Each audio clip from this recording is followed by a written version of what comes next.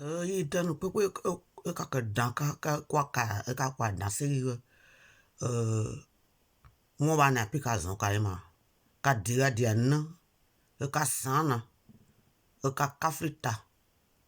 tu mata que kakao tu en que kafri ne de ka kai gata ka daklani ya ka me yo wo le flinde albert yo gondo do ye ne ya guri da kwata mansi di ma kwa aponi ma danser pepe tozi ya guri da kwata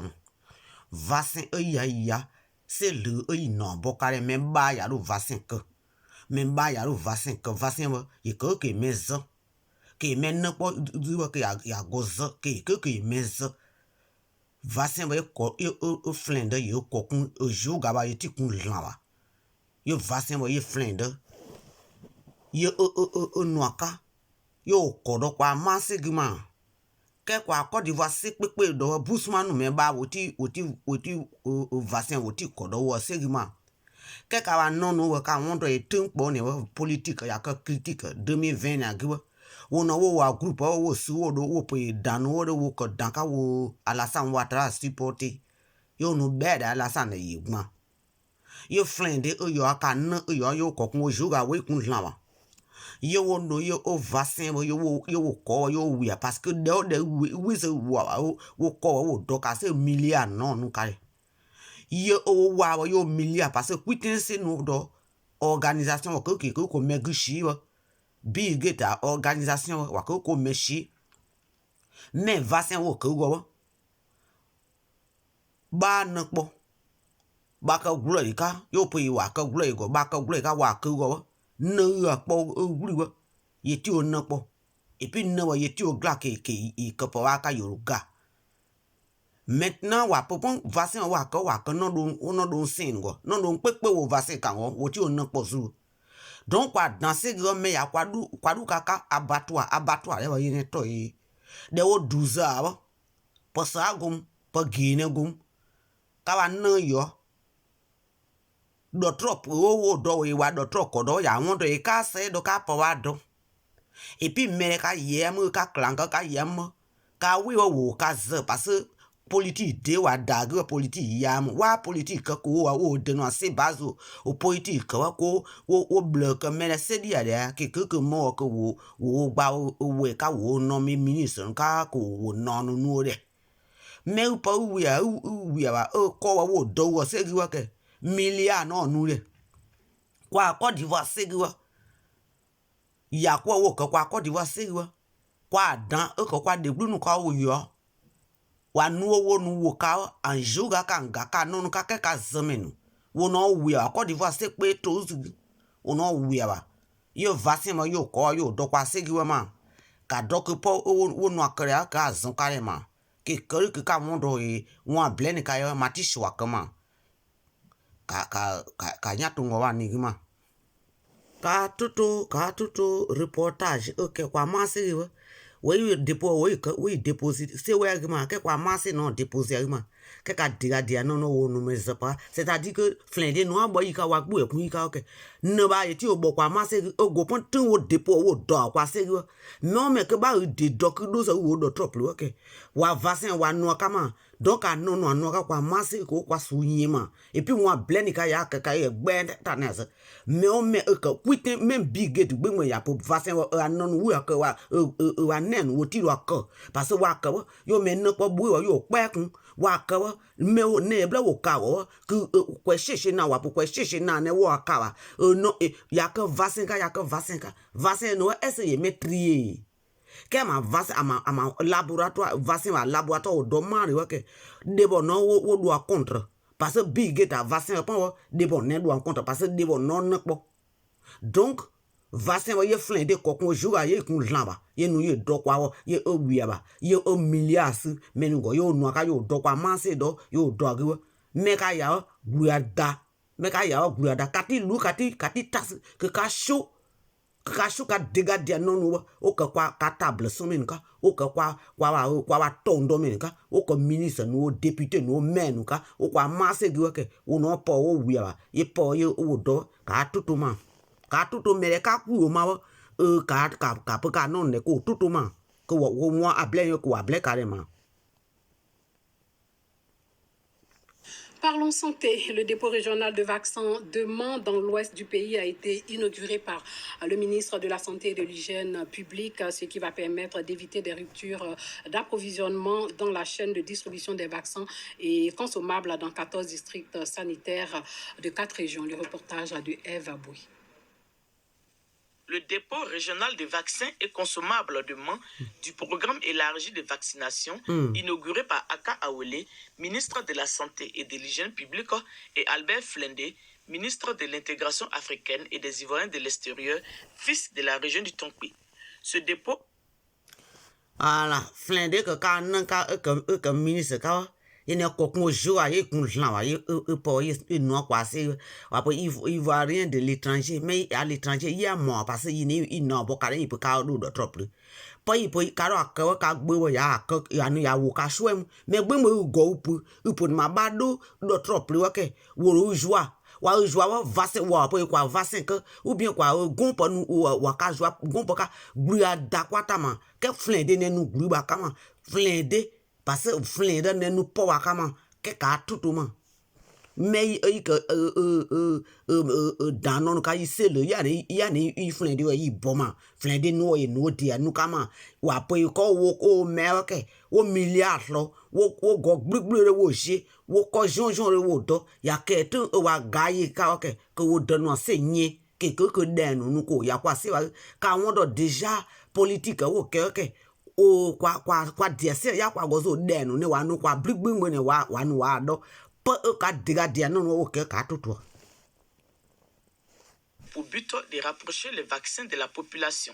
il dessert 14 districts sanitaires de 4 régions, le Tonkpi, le Cavali, le Guémon et le Bafing. Il est réalisé par l'État et ses partenaires. Le dépôt régional de Mans que nous inaugurons aujourd'hui s'inscrit dans une série de 7 dépôts de vaccins et consommables régionaux que le pays a décidé de mettre en place avec le soutien financier. Ils ont dit que c'est le dépôt que le pays a décidé de mettre en place. Ça veut dire que à vaccin, ok, mais oui, le pays a décidé. Quoi d'Ivoire, c'est ok. Quoi, c'est le pays décidé, il décide aussi, il vaccin, donc quand il y a UNICEF, c'est pas un truc de l'État comme ça, hein. C'est comme une organisation, des ONG. Donc c'est la fondation de Bill Gates là. Il y a plein de noirs là-bas. Voilà. Sont carrément. De Gavi et l'appui technique de l'UNICEF. La construction de ces dépôts régionaux s'inscrit donc dans le cadre de l'autonomisation et l'amélioration de la chaîne d'approvisionnement du programme élargi de vaccination. Ces équipements permettront de conserver la température idéale. Katutuma yake wa ye vaccin menu wo vaccin wo kama wa ya ye ma karwa gimama parce que vaccin yake ye que coronavirus wa a vaccin ka wa comme pepe mo parce que yo anu ya me choisi ke me oni ango wa katutuma yake kaka wika ka do shankanyan kaka me ka luka protest ke me ke dan ka samo ya kwa wa yama ka luka ta se pepe oluni o ta se ka lu katutuma. Les vaccins nécessaires pour la vaccination des enfants de 0 à 11 mois, des jeunes filles de 9 ans et des femmes enceintes qui sont les cibles du programme élargi de vaccination. Bon, les enfants de 0 à 3 mois, les jeunes filles à partir de 9 ans, et puis les femmes enceintes, et puis les enfants, les bébés. Mais que vaccination au noir, you a nous y me choisi. You a me choisi gopo anu, ya me choisi. Si d'abord moi we a de waka gonka. Que vaccin au oui ka wapo mo me dépeuplé que wapo mo même sou wa camper. Donc il ne bi get vaccin wa vaccin wa y que me sougne. Ça dit me pe au Côte d'Ivoire que dès que quoi masser quoi danser point il tient il que c'est brissa ka ok ya que wa que quoi soigner gwe quoi no ga plein wa ou ko complet wa quoi soigner no o vaccin wa ka ok mais no ka ga go se we ripon wo no ok quoi masser no ya que me que yo to flin demain. global de 500 millions de francs CFA. Le dépôt de vaccins de Mans est composé de 2 grandes chambres froides, 3 bureaux équipés, un magasin sec, un groupe électrogène, un château d'eau. Pour son fonctionnement, il est doté d'un château d'eau, laboratoire avec comment on appelle ça, les chambres froides. Ma l'hôpital central Kagama riba panu bizika wanu akawa depuis ou fwe boanye wa honest wa pasu wa ke se me que kwa mas kwa Côte d'Ivoire se ou panu wa kane que ka diga dia non wa kwa se do doma kanya no ka peut-être non yiti odo que po wa bo dozika do ke po wa bo dozika do ka bel la gens que ya ken to gbenu onu wan jour a que tiens le cadeau encore que pour nous apprendre que wa kwase wa shima mais do trop plus cadeau cara pour yiti blé carré de liaison d'une ambulance et d'une moto. En marge de cette inauguration, le ministre Aka Awele a visité les chantiers de construction du futur centre hospitalier régional de Mans et celui du site Covid de Mans pour le diagnostic et la prise en charge des cas. Sortie des générations. Covid-19 don't know Covid-19 awa et nous devons nous na pour nous non do nous sen o ye no Covid-19 ya no blaze pas flin dia ka parce que on entend au ministre no kwa seton domeka est-ce que vous ouais bousman nous ma pas que bete nous gbengbe ne ou ma pas so o que mais kwa que danka kwa suwa kwa Côte d'Ivoire seribe emenu anu kwa ye ba be wono wo ye o ya klota kwa gene wake ka no no ya no o ya klota o ba gon gene wo gliaka wa pe PDC de gon ba ka PDC yo un groupe pepe yo lu do PDC yo ka PDC supomeka wa pe FPI de yo lu yo joro ke do wi do ko wo gba wo dizon ko wo ke ko wo di imposer men ma wa do ye wo zo ka menu agen kwa sha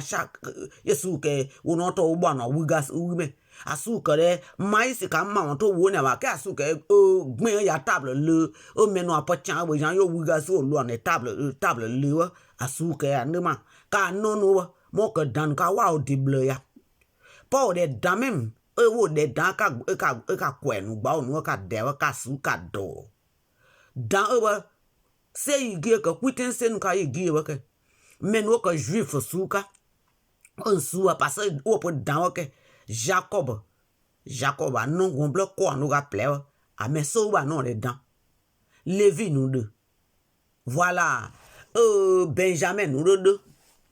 Judas nous deux akpepe meroba amanodo ke kwa ka daka kwa de kwa yuangu we dan yene tok wa ye to kwa ba donc me pepe ko juif nous ka segbe ige ka ti egbe mo ka ma point go ka de o ba ke me wo gadu wo ga shan ye ba comme juif nous ka ti yag wo dega de no kwiten se wa ondo juif nous aka me ka juif nous aka me ka se pepe juif bloya meka wa apukare ka juif suka wa ye ka nya no ka deble ya ye ka gbe ke menke ka e ka za ka kere bla wo bu ye ba wo gan ru ke kwa se ba shi me no onu ye to ka nonu o wa ma po ya o da kwa se o ya ka ge yo yin dede ma a bleni ka de yo ke me ne ye gap gane me bi ro wo le kwa se wa kwa danser gane me yi wa gane me wa ma ke me o me ke ma video ne ka hlo ke me to di wo ke kwa danser wa ke yin ka ble ka ko ka zon ka ko ka nono ka duan ka ko pi ka zadon ka za de ke ka dan ko ka zon ka wo ke ka po ye ka deno o godelu ka dan ka mo kan su ka duan ka godo ko ka won pu anka parce que an po ka wo an ma won ka milliard wo nu ne wo ya ngo pepe ma ama group wo no po ye wo so wo Alassane Ouattara wo support ya ke ben o Alassane ya wo toru ya do danu toru a ke ye gmazudo ke chance nu dan que Alassane wo ka no pe wo clank o me pian wa université o wa o me pian o licence ngo maîtrise ngo me pian doctorat ngo wa ka ki ple wa ye ke bla me vare do bac lo université que clango me no ka kwa Côte d'Ivoire c'est vraiment dodo ke yeto mobo Alassane ka me wa luo no shwa ka kare wa gade pu kare wo za wa po wo ga wo me wa ye da wo yo ya da ya bo da wo yo zuka ke wo de no se wo ye po wa lo ke ye ne wo asu kare ulenda o me za wa ke unwa ka ulo yi pe ko dano yi pe ko ka ulenda lu oba po friend no aka ye mba ma able kare ye se yeti dine ke mo wo za wo nyanu o busman wo de no se o table san mo ka de gba bo we kasho bete no mouvement wo ludia pi doka wo ludia pi doka wo o mouvement ko ye ko son de ye président ka africain président ka me wa do ala ye wa ye ko e gbago o ye ke gibo ge plus zo ge Emmanuel ge Robert zo ge plus zo me o ge za kado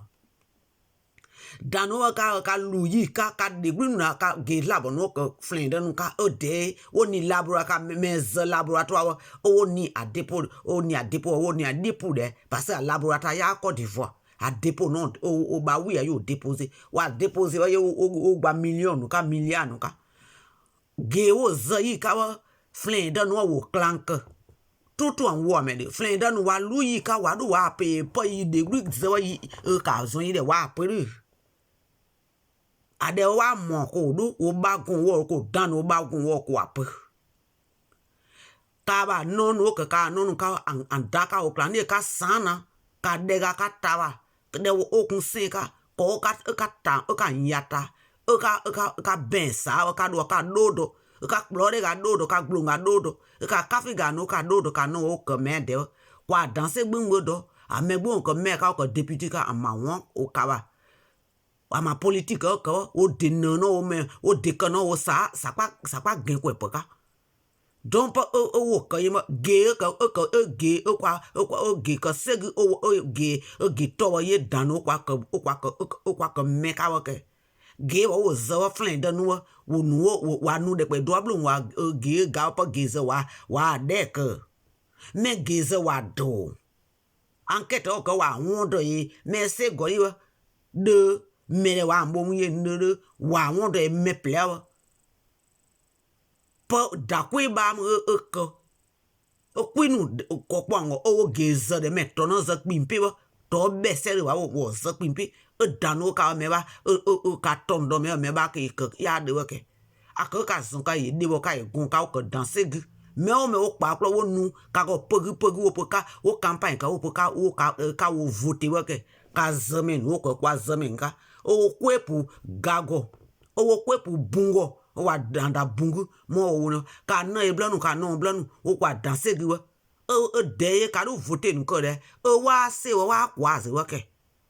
ka zamen o kwa zamen wo no ba wa wonder de wa bo anonu ko ka ko wa nonu o wa bo zo wa nonu wa bo ga ka wa wonder e wo wa bo ga ka de ke se wa o me ba guzu o busmanu gode o no ya kwa se wa go ke wo ta won gu donc ka black ay flinde Albert ye ka ma photo wa flinde ye ka ma photo wa ka do ka a photo wa za zon carrément me o me ka ko dan ka flinde do me kwa danser do o ya no me zopoka kwa danser giwa gondo ye me de no ya klani ke kore ke kwa dan se wo ke ya table sans même John Robin wa de ya John Saya no pa ama politique o ko wo fo boy ble ya ke John Saya no pa suo flinde ya ke John Saya no we ko mai kma wa parce que me ni kun sin ka John Saya no yi kma in toma ke iti mai wa no me zapoka ke me ne wa mais ya quoi pour bungo ya bundi pourquoi danser yene mon les flin de yene a que kazon carrément voilà donc pour que yene maman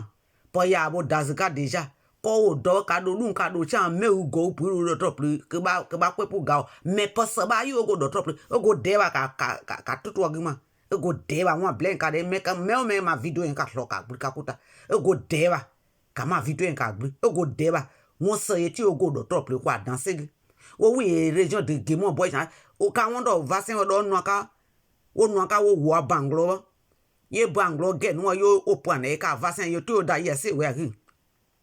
ye go onu o tin ma ka go nu ke ye mo yo téléphone gouvernement bia ye gouvernement point e ka do ka de ke get no ti wi aba ke tian no ko wa o tinda wa ka do ka danser ka do manjam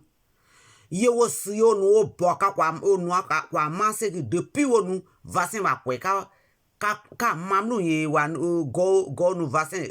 kwe wa ye no aka ke déposer hôpital central ne ka kwa wa abi ke genu ye wo jan opo ye ti oji ya kere danu wa kan ka wo kwa de do kwa de ka kwa de ble do ke ka ro gbamo ka po ye ti onu le me wa yo flotter bo ke déjà me ka no di wa o denu déjà wa po wa wi e wa milliard si se gomengo se go indépend ya milliard si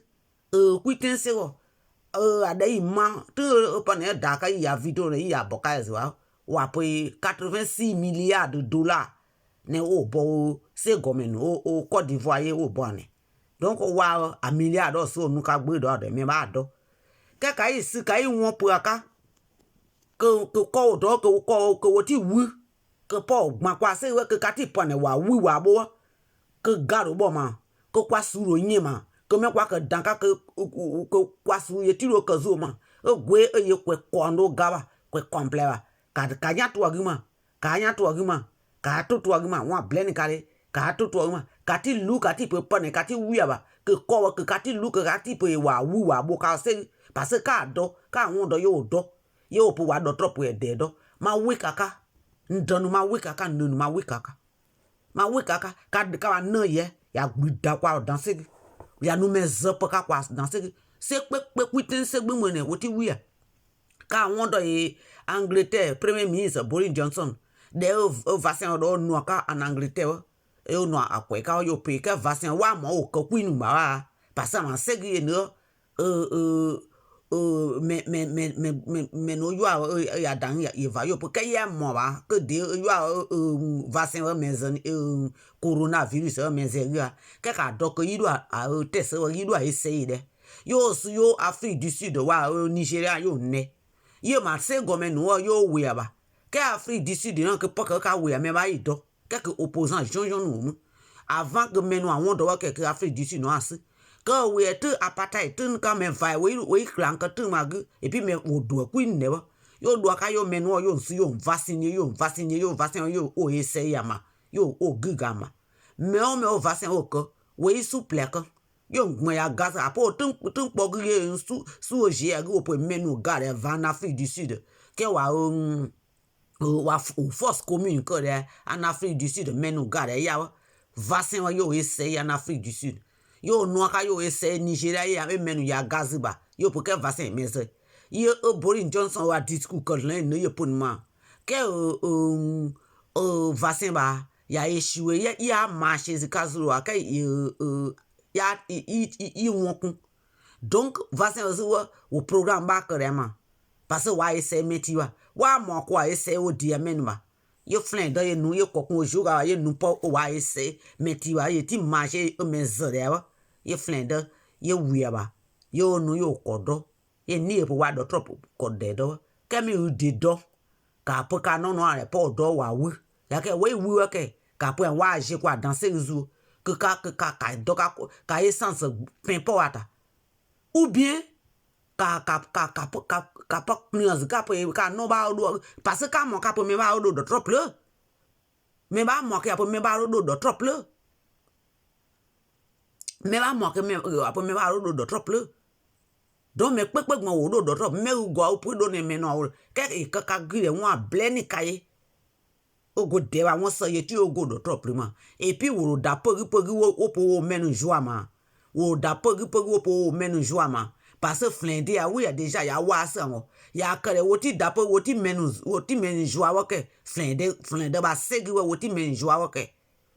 Pour yo problème lo. Donc ya oui ba wa pa wa doma. Donc wo do pogi ko menu anon bi joie que de ba ka gre ka ba no pa imu ya que wo va se wa ko pa inu de ma. Wa ba pa inu de pon wa que trompe pa que bi o no ba po zu ma. Mais au dépend au nodongo pon kan na pon kan na ye ti o ke po aka ye ke de o ka que a ye ti o na po ye ke no on ka va se o ka o ke a na po yi no ya ka pi o na po ka na po yi o que ya shima ina ko son voilà et puis pour c'est un truc satanique parce que quand on doit voir la Bible a payé tout de nous o menu persécuté o flotter o menta o sin o bête noir o sin o comme o flottika assim bête noir a sin o que il n'est Bill Gates pendant que donc diable a nous Satan nous ya nous ya le ya pour moi il d'amener Bill Gates o lu ya gu awa lu ya ba yeto Lucifer ba lu ya ba ye Bill Gates nègre donc wo men flotter wo ya ko panko ke ka dia na do ye ne kwa do wa ko ka black ayo ka di do ka di ka zado mo aka ke flin de ka zado ka wa blend ye aka danka aka ka me se le ya ni i flin de bo open ma dano que à l'étranger yem mais varié de oui pas que oui mas à recherche que chaque fois et prenez et l'argent et puis journal aux ka Côte d'Ivoire moi ka tout d'autres quoi ya non do quoi dans ces mais ça pas même aussi à mes temps mais putain mais ti c'est pe woti oui ba mais bon tasi e kemi se ba no design awon power e flin de no kwa se voilà ka black et dit na tonton que wo so ko kwa o ko kwa ba metien ka ko won su ke ko ko jo aka wa ko ka black ayo kazado ka wa ka to kazado ka ro ka yan ka pun ma yi kwa kere parce kwa ton kwa do ye me do de wo ke